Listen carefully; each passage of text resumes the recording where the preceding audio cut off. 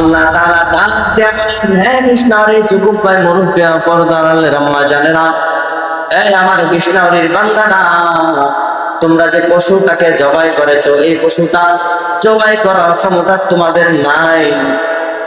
বাংলাদেশের মধ্যে যতটা পশু জবাই করা হয়েছে, একটা পশু জবাই করার ক্ষমতা মানুষের ছিল না। আল্লাহ তাআলা ওই পশুগুলাকে মানুষের দিকে অবনত করে দিয়েছে। প্রিয় উপস্থিতি, যেহেতু আজকে পবিত্র ঈদুল আজহার পরের দিন, এজন্য আজকে আলোচনা করব ঈদের পরবর্তীতে আমাদের করণীয় কি হতে পারে। ঈদের পরবর্তী সময়টা আমরা কিভাবে কাটাবো আরেক ঈদ আসার আগ পর্যন্ত।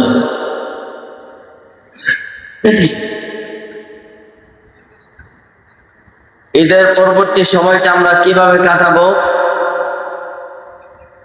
5 ধাপে আলোচনা করব। 1 নম্বরে আমরা আলোচনা করব কুরবানির শিক্ষা। কুরবানি আমরা গতকালকে করেছি। যাদের সামর্থ্য ছিল, যারা সামর্থ্যবান, আমরা আল্লাহর রাস্তায় পশু কুরবানি করেছি। এই কুরবানি আমাদেরকে কি শিক্ষা দেয়? শুধু কি পশু কুরবানি করা না, বরঞ্চ পশুর আগেই প্রত্যেকটা মানুষের নিজের নফসের মধ্যে, নিজের মধ্যে যে আমলের মধ্যে, যে মনুষ্যত্বের মধ্যে যে পশুত্ব রয়েছে, ওই পশুত্বটাকে কুরবান করা। ইব্রাহিম আলাইহিস সালাতু ওয়াস সালামের ইতিহাস আমরা শুনেছি। ইব্রাহিম আলাইহিস সালাতু ওয়াস সালামের যে সন্তানকে জবাই করতে নিয়ে গিয়েছিল, কুরবানি করতে নিয়ে গিয়েছিল আল্লাহ তাআলার আদেশে, সন্তানও রাজি, ইব্রাহিম আলাইহিস সালাতু ওয়াস সালাম নিজেও রাজি হয়েছিলেন। দেখেন ইব্রাহিম আলাইহিস সালাতু ওয়াস সালাম ওই মুহূর্তটাতে কত বড় একটা কুরবানি করেছে। বিবাহের পর থেকে আল্লাহ তাআলার কাছে সন্তান চাইতেছে, আল্লাহ তাআলা সন্তান ওনাকে দেননি।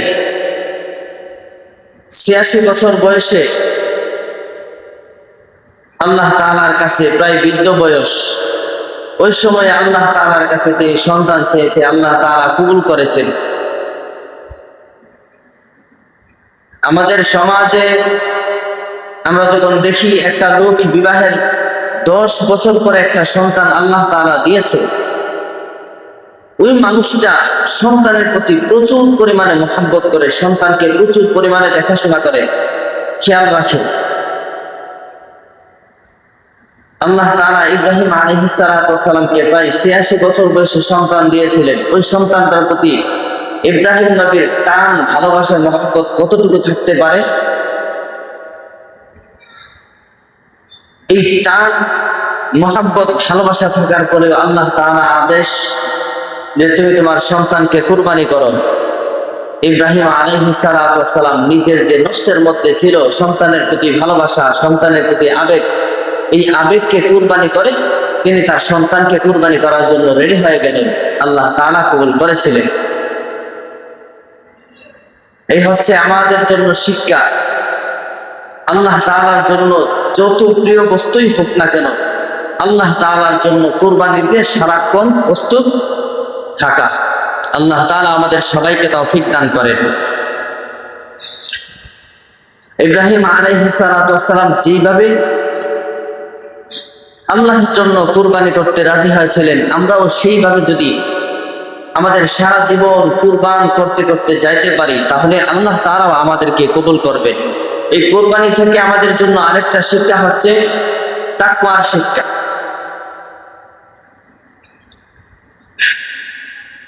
আল্লাহ তাআলা মুমিনের এই কুরবানির দিনে তাকওয়া ব্যতীত অন্য কিছু দেখেন না। আল্লাহ তাআলা কুরআনে কারীমের সূরা হজ এর 37 নম্বর আয়াতের মধ্যে বলেছে, তোমাদের জবাইকৃত পশু রক্ত মাংস আমি আল্লাহ দেখি না, আমি দেখি কেবল তোমাদের মনের অবস্থা, তোমাদের তাকওয়া। আল্লাহ তাআলা বলেন, লা ইয়ানালাল্লাহু লুহুমুহা ওয়ালা দিমাউহা ওয়ালাকিন ইয়ানালুহুত তাকওয়া মিনকুম। আল্লাহ তাআলা এই আয়াতের মধ্যে জানায়া দেন, হে দুনিয়ার মানুষ, হে বিষ্ণারী যুবক ভাই, মুরব্বিয়া, পর্দাওয়ালা আম্মা জান, আপনারা যারা কুরবানি করেছেন, আল্লাহ তাআলা আপনাদেরকে বলেন, এবং জানিয়া দাও, তুমি যে কুরবানি করা পশুটাকে কুরবানি করলাম, এই পশুর রক্ত আমি আল্লাহ নেই না, এই পশুটার মাংস আমি আল্লাহ নেই না, চামড়া আমি আল্লাহ নেই না, পশুর কোন কিছুই আমার কাছে যায় না, আসে না। ওয়ালাকিন ইয়ানালুহুত তাকওয়া, আমি আল্লাহ দেখি কেবল তোমার মনের অবস্থা, ওই পশুটা কোন অবস্থাতে তুমি কুরবানি করেছো, এই পশুটাকে তুমি মনের কোন অবস্থায় কুরবানি করেছো, আমি আল্লাহর জন্য কুরবানি করেছো, নাকি বিয়ানকে দেখানোর জন্য কুরবানি করেছো, নাকি সমাজের মানুষের কটুকতা থেকে বাঁচার জন্য কুরবানি করেছো, আল্লাহ তাআলা সেটা দেখতে চান, মনের অবস্থা দেখতে চান। আল্লাহ তাআলা বলেন, লা ইয়ানালাল্লাহু লুহুমুহা ওয়ালা দিমাউহা ওয়ালাকিন ইয়ানালুহুত তাকওয়া মিনকুম কাযালিকা সাখখারাহা লাকুম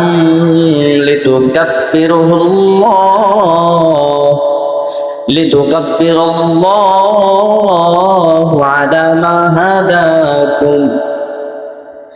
আল্লাহ তাআলা বলেন, আমি আল্লাহ তোমাদের পশুর রক্ত মাংস আমার কাছে পৌঁছায় না, আমি সেগুলো দেখি না, দেখি কেবল তোমাদের মনের অবস্থা। আল্লাহ তাআলা এর পরের অংশের মধ্যে বলেন, কাযালিকা সাখখারাহা লাকুম লিতুকাব্বিরুল্লাহা আলা মা হাদাকুম ওয়া বাশশিরিল মুহসিনিন। আল্লাহ তাআলা ডাক দিয়ে বলেন, হে বিষ্ণারী যুবক ভাই, মুরব্বি, পর্দাওয়ালা আম্মা জানেরা, এই আমার বিষ্ণারীর বান্দারা, তোমরা যে পশুটাকে জবাই করেছো, এই পশুটা জবাই করার ক্ষমতা তোমাদের নাই। বাংলাদেশের মধ্যে যতটা পশু জবাই করা হয়েছে, একটা পশু জবাই করার ক্ষমতা মানুষের ছিল না। আল্লাহ তাআলা ওই পশুগুলাকে মানুষের দিকে অবনত করে দিয়েছে। আল্লাহ তাআলা যদি ওই পশুগুলাকে আল্লাহ তাআলা যদি মানুষের দিকে তার মনটাকে ঝুঁকায় না দিতেন, অর্থাৎ মানুষের কাছে তাকে বিনয় না করতে, তাহলে এই পশুগুলা জবাই করা সম্ভব ছিল। একটা পশু যখন লাড়া দেয়, একটা গরু লাড়া দিলে পুরা বাড়ির মানুষ সবাই যার যার ঘরের ভিতরে, যারা দূর অস্বীকার ছিল তারাও তো, একটা গরু যদি লাড়া দেয়, একটু নড়াচড়া করে, এই পশুগুলা যদি জঙ্গলি পশুর মতো নাড়াচড়া করত, একটা গরুকেও জবাই করা সম্ভব হতো। এই পশুগুলাকে আল্লাহ তাআলা বলেন, কাযালিকা সাখখারাহা লাকুম, এগুলাকে তোমাদের দিকে আমি আল্লাহ অবনত করে দিয়েছি, তারা তোমাদের প্রতি বিনয়ী হয়ে গিয়েছে, তোমরা যেভাবে ধরেছো তারা সেভাবেই শুয়ে গেছে, তোমরা যেভাবে তার গলার ছুরি লাগাইছো সেভাবেই সে শুয়ে রয়েছে, এমনকি সে তার জানকে কুরবান করে দিয়েছে আল্লাহ তাআলার জন্য। আল্লাহ তাআলা বলেন, কাযালিকা সাখখারাহা লাকুম লিতুকাব্বিরুল্লাহা আলা মা হাদাকুম, আমি আল্লাহ তোমাদের দিকে এগুলোকে অবনত করে দিয়েছি এজন্য যে লিতুকাব্বিরুল্লাহ, তোমরা যেন বেশি বেশি তাসবিহ করতে পারো, আল্লাহ তাআলাকে স্মরণ করতে পারো, আল্লাহ তাআলার শ্রেষ্ঠত্ব বর্ণনা করতে পারো, এজন্য যে আলা মা হাদাকুম, আমি আল্লাহ তোমাদেরকে হিদায়াত দিয়েছি। আল্লাহ তাআলা যে আমাদেরকে হিদায়াত দিয়েছেন, হিদায়াতের জন্য আমি আপনি আল্লাহ তাআলার শ্রেষ্ঠত্ব বেশি বেশি প্রকাশ করতে হবে। শ্রেষ্ঠত্ব যেন বেশি বেশি প্রকাশ করে বর্ণনা করে। এজন্যই আল্লাহ তাআলা এই শক্তিশালী প্রাণীগুলোকেও আমাদের কাছে বিনয়ী করে দিয়েছে, নমনীয় করে দিয়েছে। আল্লাহ তাআলা বলেন ওয়াবাশশিরিল মুহসিনিন, এবং সৎ কর্মশীলদের জন্যই জান্নাতের সুসংবাদ। এজন্য প্রিয় উপস্থিতি, এই আয়াত থেকেও আমাদের জন্য শিক্ষা হচ্ছে, আমরা যে পশু কুরবানি করেছি আল্লাহ তাআলার কাছে এই পশুর রক্ত মাংস পৌঁছায়নি, বরঞ্চ আমাদের মনের অবস্থা পৌঁছাইছে। আমি আমার আল্লাহ তাআলাকে খুশি করার জন্য সম্পদ ব্যয় করে কুরবানি করেছি, নাকি মেয়ের জামাইয়ের বাইক বরং সামনের গরুর রানটা অথবা পিছের রানটা পাঠানোর জন্য বড় একটা গরু জবাই করেছে, ওইটা আল্লাহ তাআলা দেখেছেন। যারা আল্লাহ তাআলার জন্য কুরবানি করেছে আল্লাহ তাআলা অবশ্যই তাদের কুরবানি কবুল করে নিয়েছেন, যেভাবে ইব্রাহিমের কুরবানি কবুল করেছিলেন। দ্বিতীয় পর্যায়ে আমরা আলোচনা করব, ঈদের পরবর্তীতে দেখা যায় আমল বন্ধ করে দেয়। ঈদ, আল্লাহ তাআলা ঈদের মাধ্যমে বান্দাকে পূর্ণতা দান করেন।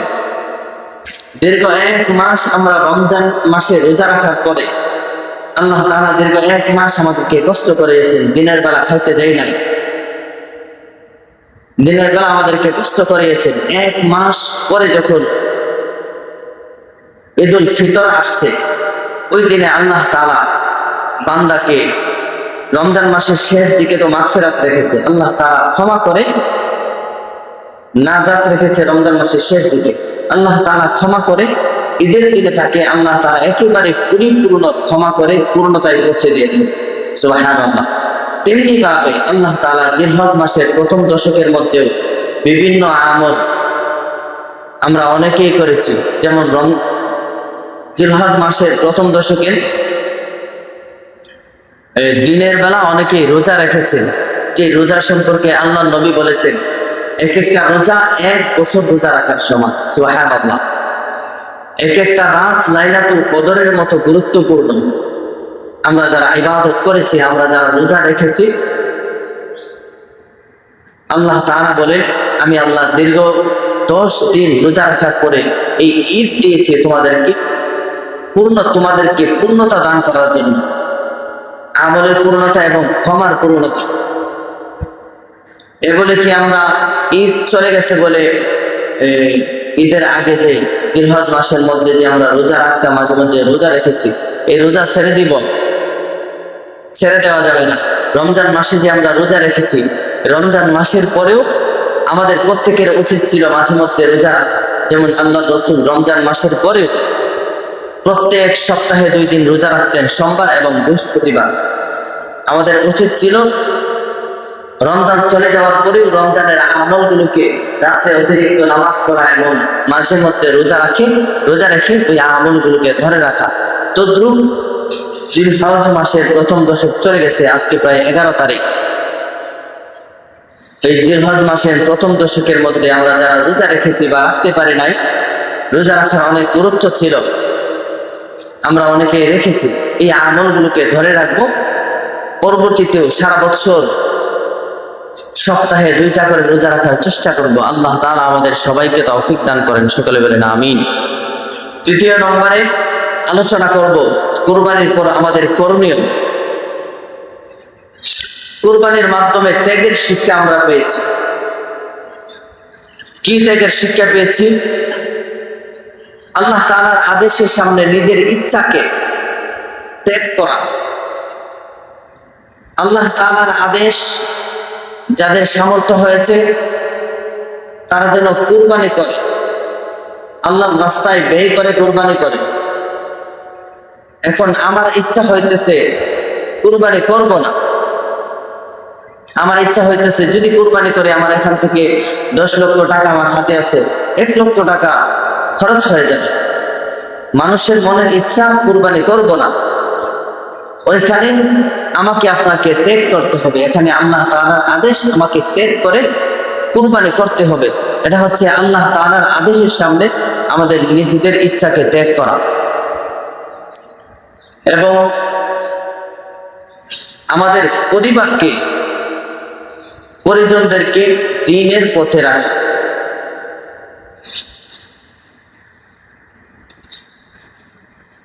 ঈদ চলে গেছে, ঈদের পূর্বে যে আমলগুলো আমরা করেছি, অনেক মা বোনেরা রোজা রেখেছে, মন চাইনি সারাদিন উপোস থাকার জন্য, তবে ত্যাগ করেছি, সারাদিন না খেয়ে থেকেছি। এগুলো আমাদের ত্যাগ, এই ত্যাগগুলা ধরে রাখবো। মা বোনরাও ইনশাআল্লাহ মাঝে মধ্যে রোজা রাখবো। এই রোজা তো আসলে মানুষের জন্য সুস্থ থাকার মানুষের একটা ঔষধও বলা যায়। এই রোজার মাধ্যমে আল্লাহ তাআলা অনেক অনেক অসুস্থতার নিরাময় করে দেন। এই জন্য আমরা রোজা রাখবো এবং এই নামাজ যে পড়েছি, নামাজকে ধরে রাখবো, রোজাগুলোকে ধরে রাখবো, এই হজকেও ধরে রাখবো। যাদের সামর্থ্য হয়েছে হজগুলো আমরা করব এবং দান সদকা বেশি বেশি করবো। আল্লাহ তাআলা সবাইকে তৌফিক দান করে। প্রিয় উপস্থিতি, ঈদের পরবর্তীতে আমাদের করণীয়র মধ্যে আরেকটা হচ্ছে সমাজের প্রতি আমাদের দায়িত্ব। ঈদের দিন আমরা সবাই দায়িত্ববান ছিলাম। সমাজের মধ্যে যারা গরিব অসহায় ছিলেন তাদের খুব খোঁজখবর নিয়েছে কিনা।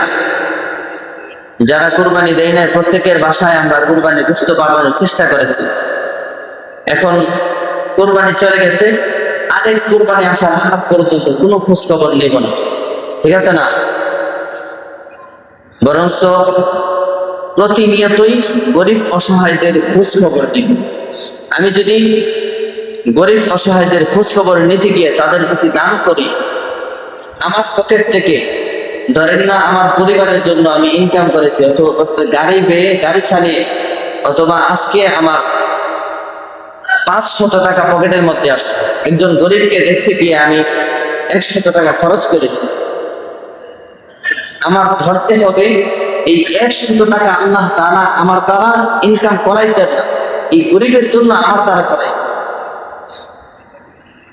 এমন ভাবে কোরবানির ঈদের দিনে আমরা যেইভাবে গরিবদের অসহায়দের পাশে দাঁড়িয়েছি, কোরবানির ঈদের চলে গেছে, এখনো আমরা গরিব অসহায়দের পাশে দাঁড়াবো।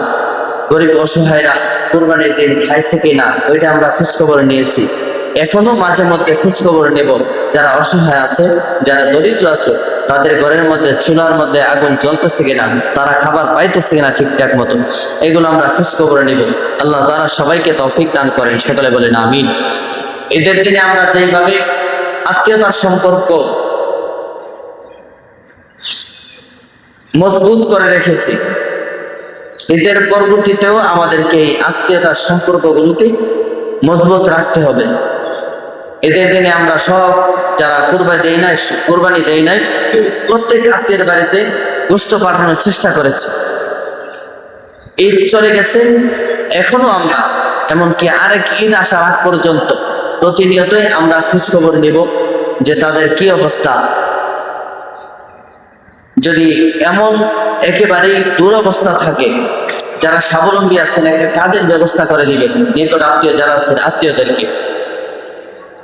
এবং হিংসা, অহংকার এবং অপচয় থেকে আমরা সবাই দূরে থাকি। আল্লাহ তাআলা আমাদের সবাইকে তৌফিক দান করেন, সকলে বলেন আমিন। এই কোরবানি থেকে আমরা যে শিক্ষা পেয়েছি, আল্লাহ তাআলার আদেশের সামনে, আল্লাহ তাআলার ইচ্ছার সামনে নিজের ইচ্ছাকে ত্যাগ করতে হবে। আমার ইচ্ছা ছিল, আপনাদের ইচ্ছা ছিল কুরবানি না করা, নিজের সম্পদ ব্যয় না করা। আল্লাহ তাআলার আদেশ, এজন্য আমি নিজের ইচ্ছাকে ত্যাগ করে আল্লাহর রাস্তায় কুরবানি করেছি। তদ্রূপ আমাদের ইচ্ছা হয় প্রত্যেক ফজরের সময় যে কম্বলের তল থেকে বের হব না। কুরবানির সময় আমরা সাথে সাথে খাবার পেয়েছি, গোশত পেয়েছি খাবারের জন্য, এজন্য সবাই ত্যাগ করেছি। নামাজ পড়লে এর বিনিময়টা নগদ দেওয়া হয় না, দুনিয়াতেও এর বিনিময় আল্লাহ তাআলা দিয়ে থাকেন, এমনকি জান্নাত, মরণের পরে জান্নাত অনিবার্য। আমার আপনার ইচ্ছা হয় না ফজরের সময় ঘুম থেকে উঠি, মুয়াজ্জিন যখন আজান দেয়, মুয়াজ্জিন যখন ডাকে আল্লাহ তাআলার দিকে, তখন আমার আপনার ইচ্ছা হয় না। ওই সময় আমি আপনি ত্যাগ করতে হবে যেভাবে কুরবানির দিন ত্যাগ করেছি। যদি না ত্যাগ করি বোঝা যাবে যে প্রত্যেকেই আমরা লোভী। আল্লাহ তাআলা কুরবানির আদেশ করছে, এখানে গোশত সাথে সাথে খাওয়ার অনুমতি দিছে, এজন্য আমরা লোভে পড়ে কুরবানি করেছি, গোশত খেয়েছি। এখন আল্লাহ তাআলা ফজরের সময় নামাজের জন্য ডাকে, এখন যদি আমরা না আসি, আল্লাহ তাআলার ওই আদেশটা না মানি, তাহলে ওই সময় বোঝা যাবে আমরা লোভী ছিলাম। কুরবানির সময় আমরা লোভী ছিলাম, এখন আমরা যাব না, ত্যাগ করব না, এই ত্যাগটা করব না। জোহরের সময় যখন ডাকে আমরা যদি না যাই, তাহলে আল্লাহ তাআলার আদেশের বরখেলাফ করলাম, খেলাফ হয়ে গেলাম। এজন্য যেইভাবে যে নিয়ত নিয়ে আমরা কুরবানি করেছি, ত্যাগ করেছি, সেইভাবেই কুরবানির পরবর্তীতেও নামাজকে ধরে রাখবো। কে বলেন নামাজ পড়বেন তো ইনশাআল্লাহ?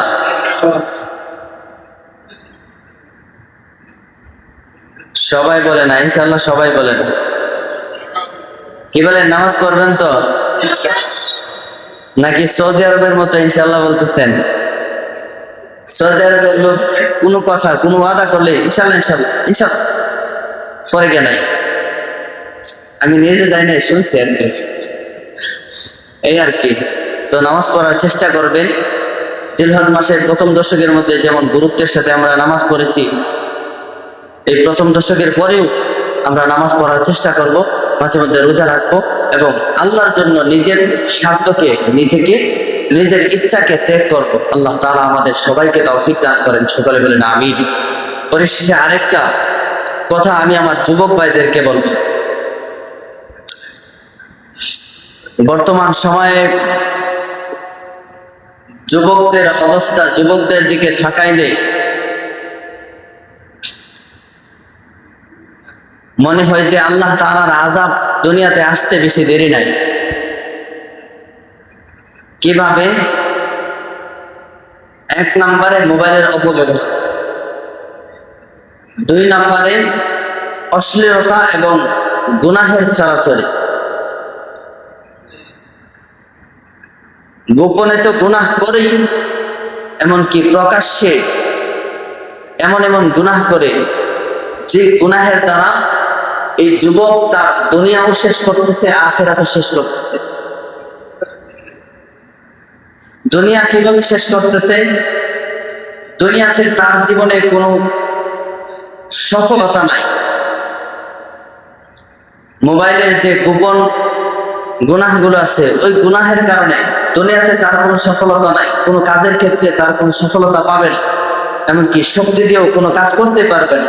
আরেক হচ্ছে বিবাহের পরে প্রথম রাতেই হয়তো বউয়ের হাতে মায়ের, নয়তো সারা জীবনের জন্য প্রথম রাতেই তার এক সূচনা হয়ে যায় যে এই স্বামীর ঘরে আমার সুখ নাই।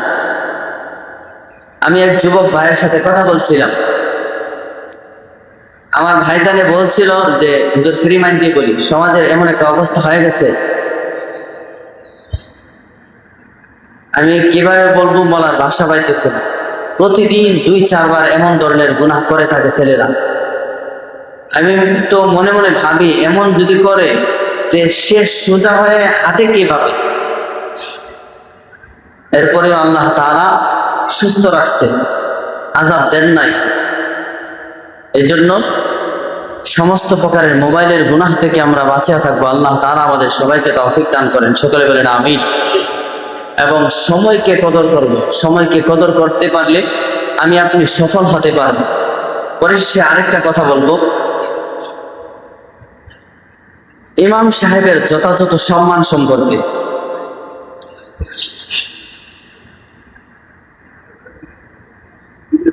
আলহামদুলিল্লাহ,